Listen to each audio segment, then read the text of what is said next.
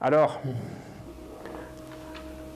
on dit souvent que le mental, c'est 10%, le conscient, et l'inconscient, c'est, vous savez, la partie émergée, c'est l'iceberg. Bon, moi, je vais dire que les 10%, c'est le cerveau analytique, c'est celui qui réfléchit tout le temps. Mais c'est celui qui bloque parce qu'il veut trouver la solution. Le problème du cerveau analytique, c'est-à-dire qu'il essaie de trouver la solution avec ses données à lui. Alors que des données, tu en as plein que tu ne connais pas, parce que tu as plein de gens que tu vas rencontrer qui vont rentrer dans ton champ d'information, qui eux ont des informations que toi, tu n'as pas. Donc quand tu veux réfléchir avec ton mental, tu restes un mec limité. Parce que tu vas trouver qu'avec ce que tu as connu dans ta vie et ton potentiel.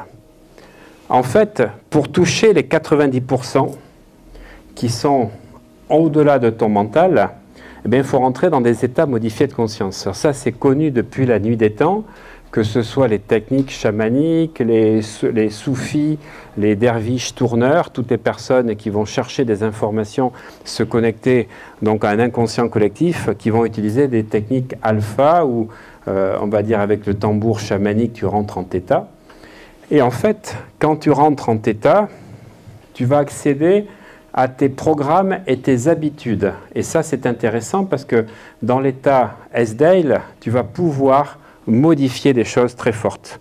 Alors, je parle du subconscient en général, c'est-à-dire le système nerveux automatique, par différence du conscient, mais je mets dedans plusieurs choses.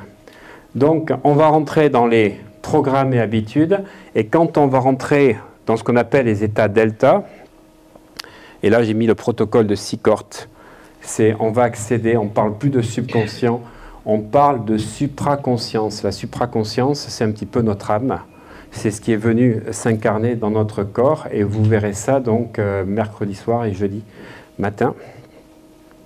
Voilà. Et pour moi, c'est le plus important, parce que le vrai pouvoir dans la vie, c'est le pouvoir qu'on exerce sur soi-même.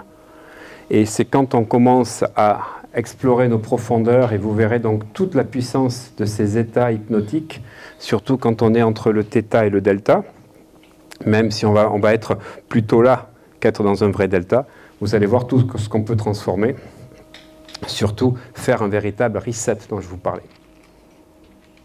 C'est bon, tu peux couper ?